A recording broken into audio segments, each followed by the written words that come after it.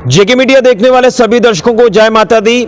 आज हम आपको चिची देवी जी के इतिहास के बारे में बताएंगे। आपको बताते चले कि जिस तरह से हम आपको चिची माता जी के दर्शन कराते हैं सांबा के प्रसिद्ध ऐतिहासिक देवस्थान चिची देवी मंदिर परिसर से, यहाँ पर चिची माता जी साक्षात विराजमान है और बताया जाता है कि चिची देवी जी जो है ये नंदिनी गांव में प्रकट हुई थी। नंदिनी की जो पहाड़ियां हैं वहीं पर माँ प्रकट हुई थी और चिची माता जी जो है वो कई अलग अलग बिरादरियों की कुल देवी भी है।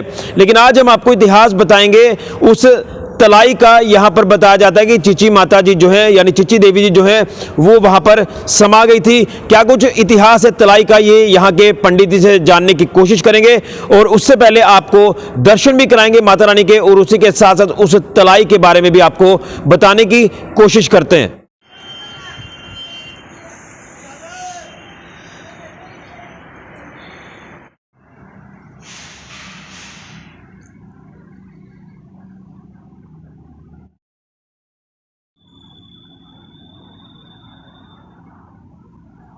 तो आपने दर्शन भी किए चिची देवी जी के और उसी के साथ साथ अब मैं आपको इस तलाई के बारे में बताऊंगा। जो मेरे पीछे आप तलाई देख रहे हैं, यहाँ पर एक चित्र वो भी यहाँ पर लगाया गया जिसमें चिची देवी जी जब बाल रूप में थी तो वो अपने पिताजी के साथ यहाँ पर जो है वो एक चित्र में दर्शाई भी गई है। और ये वो तलाई है, यहाँ पर बताया जाता है जो इतिहास में लिखा है कि यहाँ पर चिची देवी जी जो है वो समा गई थी, यहाँ पर पानी में वो जिस तरह से डूब गई थी। इसको लेकर क्या कुछ इतिहास है यहाँ के पुजारी जी से आज जानने की कोशिश करेंगे। लेकिन वो जो तलाई का जिक्र कर रहा हूँ ये वो तलाई है जो यहाँ नंदिनी गांव में यानी चिची देवी जी के मंदिर परिसर में जो है नव ग्रह वाटिका जो है उसी के पास ये तलाई जो है ये स्थित है।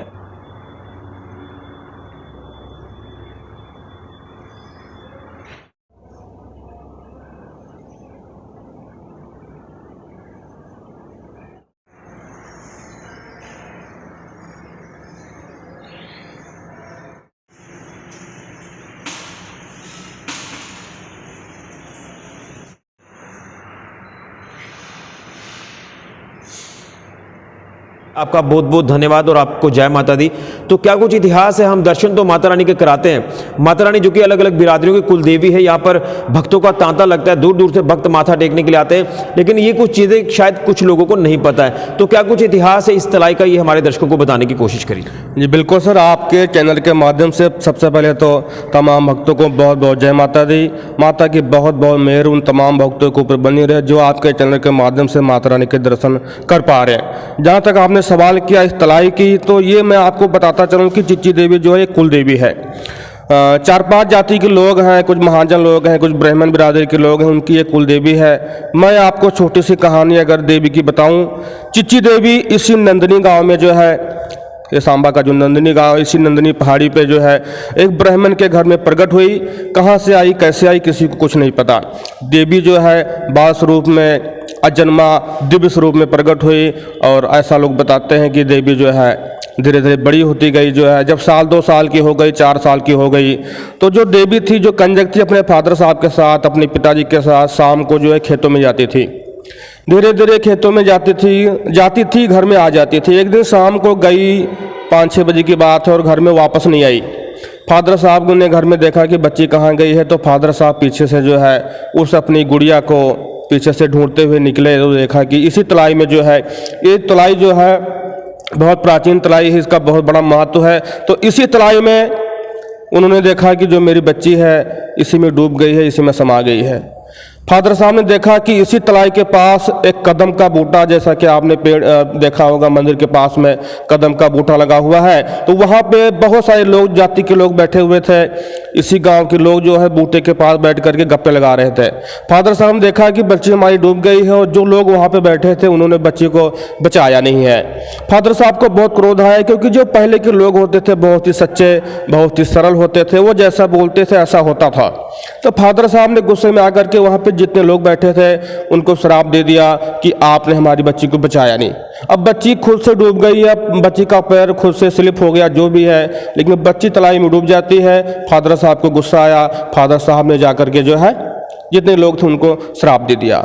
ऐसा बताते हैं कि श्राप ऐसा लगा कि उस श्राप से ये पूरा का पूरा गांव बर्बाद हो गया। गांव में लड़ाई हो गई, गांव में आग लग गई, लोगों के घर में जो है क्लेश हो गया, लोगों के कारोबार ठप हो गए। फिर उस कंडीशन में लोगों ने जो है चिची देवी को जो है कुल देवी के रूप में मना करके देवी का एक दिव्य मंदिर बनाया।